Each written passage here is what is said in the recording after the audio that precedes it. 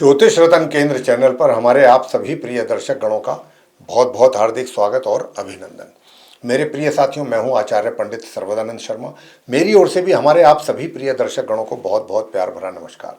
तो साथियों, आज की चर्चा का विषय है मासिक राशिफल या फिर कहें कि मंथली राशिफल। बात एक ही है, मंथली राशिफल है ये जुलाई 2025 का।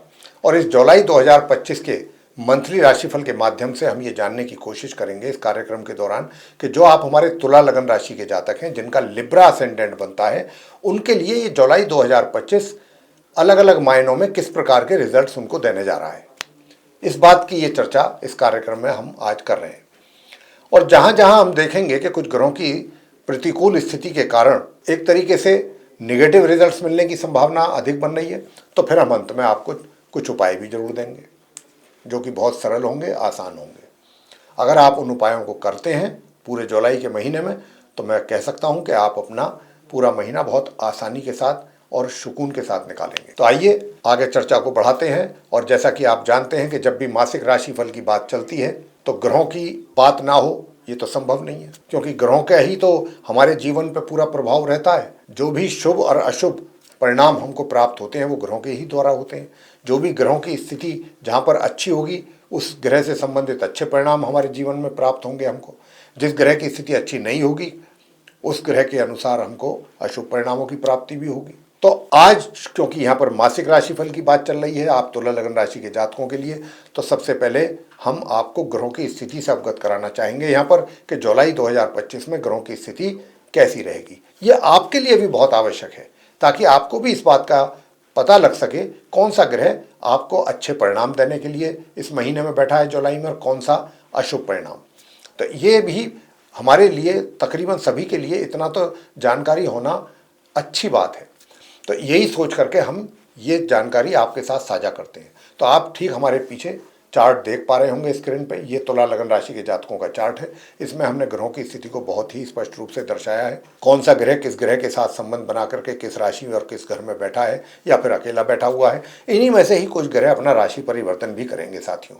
और जब भी कोई ग्रह अपना राशि परिवर्तन करता है, जैसे ही वो अपना ग्रह राशि परिवर्तन करता है, वैसे ही उसके रिजल्ट्स भी व्यक्ति के जीवन में बदल जाते हैं। क्योंकि ये जरूरी नहीं है कि अगर आज किसी राशि में बैठ के कोई ग्रह आपको अच्छे परिणाम दे रहा है तो राशि परिवर्तन जब वो अपना करेगा तो उसके बाद भी उसके ऐसे ही परिणाम मिलेंगे। बिल्कुल नहीं, परिणाम चेंज होते रहते हैं राशि परिवर्तन के साथ साथ। और हम उसको लेकर के वीडियो भी हमेशा अलग से लेकर के आते हैं आपकी जानकारी के लिए।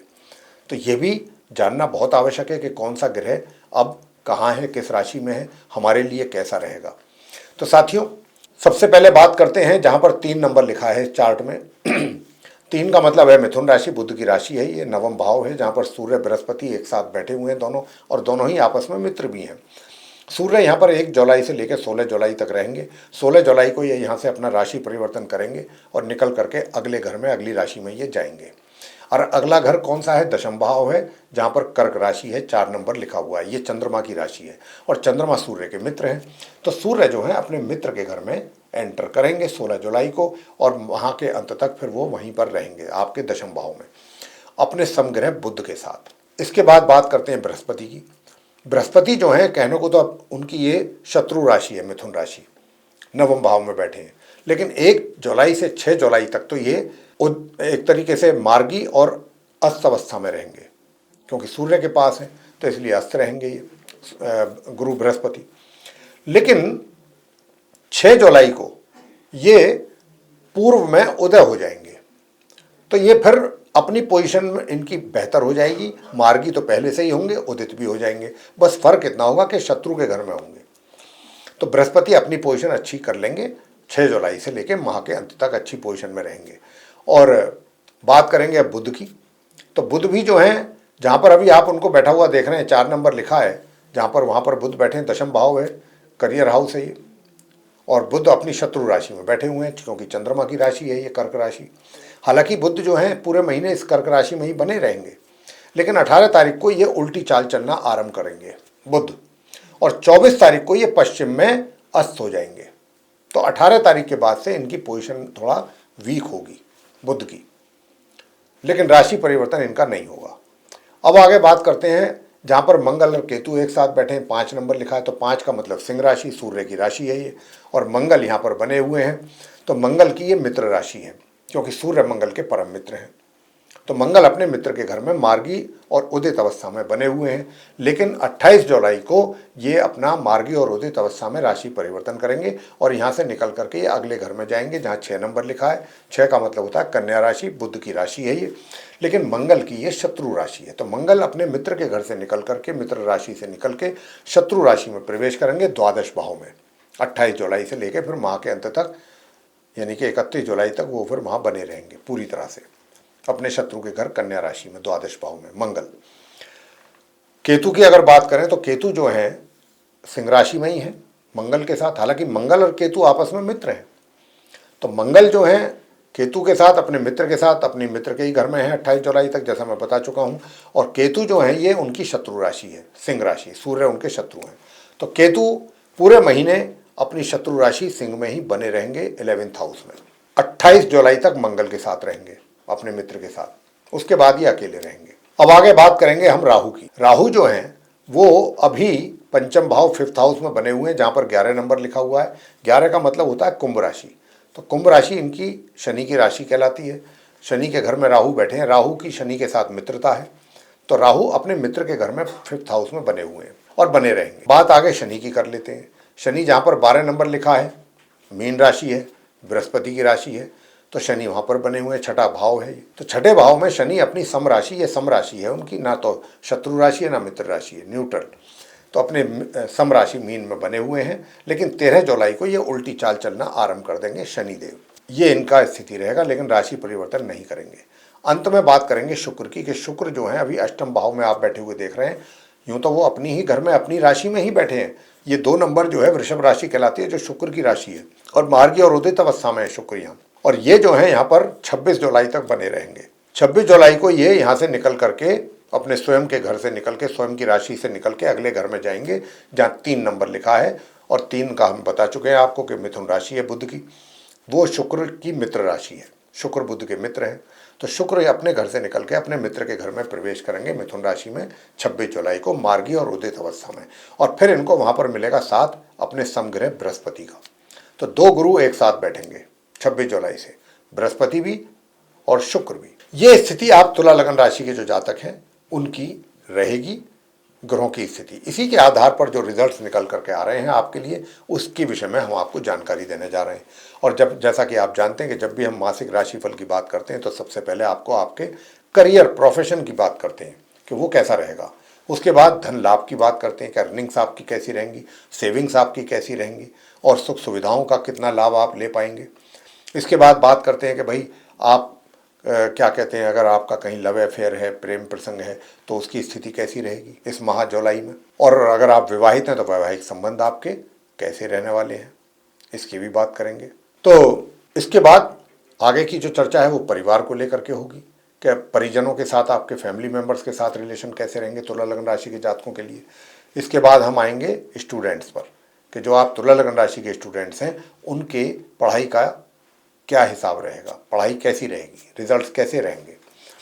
और इसके बाद संतान के बारे में बात करेंगे कि संतान द्वारा माता पिता को कितने अच्छे और शुभ परिणामों की प्राप्ति होगी या नहीं हो पाएगी। और अंत में बात करेंगे आपके स्वास्थ्य के विषय में कि आपका हेल्थ कैसा रहेगा इस जुलाई 2025 में। और अंत में आपको कुछ उपाय भी देंगे। उन उपायों को अगर आप करते हैं तो आपको बहुत अच्छा उसका रिजल्ट प्राप्त होगा। तो सबसे पहले आपके करियर की बात कर लेते हैं। देखिए क्या है कि 1 जुलाई से लेके और 16 जुलाई तक मैंने जैसा कहा कि वहाँ पर बुध बैठे हुए हैं आपके करियर हाउस में, तो आपको एक तरीके से मैं कह सकता हूँ कि मध्यम परिणामों की प्राप्ति बुध कराते रहेंगे। मध्यम परिणाम, रिजल्ट्स अपने कार्य क्षेत्र से संबंधित, मतलब आप सेटिस्फाई रहेंगे अपने कार्यों से। 16 जुलाई को सूर्य जैसे ही प्रवेश करेंगे, जो कि माह के अंत तक रहेंगे, तो यहाँ पर सूर्य बुध का बुध आदित्य राजयोग बनेगा। 22 जुलाई तक तो उसका बहुत अच्छा प्रभाव रहेगा। तो अचानक आपको पदोन्नति के योग बन रहेंगे, सफलता प्राप्ति के योग बनेंगे, और कहीं बाहर से, दूर से भी आपको कुछ अच्छे अवसर प्राप्त हो सकते हैं उन्नति के। ये वो समय होगा, विशेष रूप से 15 से 22 तक का जो समय है। तो ये जो समय है, मैं आपसे कह सकता हूँ कि इस महीने, मतलब ये जो 15 से 22 तक का जो समय है, इसमें आपका बहुत अच्छा रहेगा। 16 तारीख से 22 का कह लीजिए, क्योंकि सूर्य जो है वो 16 तारीख को ही प्रवेश होगा उनका आपके दशम भाव में, बुध के साथ उनका संबंध बनेगा। तो 16 से 22-23 तारीख तक बहुत अच्छा रहेगा और अच्छे परिणाम आपके सामने आएंगे। कोई जिम्मेदारी बड़ी मिल सकती है, आपका दायरा बढ़ सकता है। तो बहुत अच्छे शुभ परिणामों के संकेत हैं प्राप्ति के आपके करियर से रिलेटेड। आगे बात करते हैं धन की स्थिति। धन की स्थिति कैसी रहेगी? धन का आगमन भी आपके लिए सुचारू रूप से रहेगा। वो एक अलग बात है कि थोड़ा रुक रुक करके पैसा आपके हाथ में आए, किसी कारणवश उसमें रुकावट हो जाए, पैसा एक साथ हाथ में ना आए, लेकिन हाँ, धन का लाभ निश्चित रूप से होगा जरूर, चाहे वो सीधे रास्ते आए चाहे टेढ़े रास्ते आए, लेकिन आएगा। इसी प्रकार धन का संचय बहुत अच्छे ढंग से कर पाएंगे आप, विशेष रूप से 28 जुलाई तक। कहीं इन्वेस्टमेंट भी करेंगे तो उसका अच्छा आपको रिटर्न मिलेगा, और पहले भी कहीं अगर आपने अपने पैसे को इन्वेस्ट किया हुआ है तो उसका भी रिटर्न आपको बहुत अच्छा मिलेगा इस जुलाई 2025 में। साथ ही सुख सुविधाओं की अगर मैं बात करूं तो सुख सुविधाओं का भी देखिए क्या है कि सुख सुविधाओं का जो लाभ है वो भी आपको सामान्य से मध्यम तरीके से मिलता रहना है। कोई ज़्यादा विशेष ऐसा नहीं है कि उसमें कमी रहेगी, सामान्य से मध्यम। प्रेम प्रसंग में जरा थोड़ा सावधानी बरतने की आवश्यकता है। आपके और आपके प्रेमी या प्रेमिका के बीच में किसी भी बात को लेकर के कुछ गलतफहमियां हो सकती हैं, कहासुनी हो सकती है, थोड़ा तनाव हो सकता है, टेंशन हो सकती है। और भाई दूसरी बात ये भी है कि किसी थर्ड पार्टी का भी इसमें इंटरफेरेंस हो सकता है आप दोनों के बीच में। तो आप किसी भी थर्ड पार्टी को अपने मामलों में इन्वॉल्वमेंट ना होने दें उनकी, किसी भी थर्ड पार्टी की, थर्ड पर्सन हो, थर्ड पार्टी हो, और उसके कारण भी संबंधों में तनाव और टेंशन बढ़ने की पूरी संभावना है। तो इस बात को लेकर हम यहाँ आप तुला लगन राशि के जो जातक हैं जिनका प्रेम प्रसंग या लव अफेयर है उनको हम सावधान करेंगे।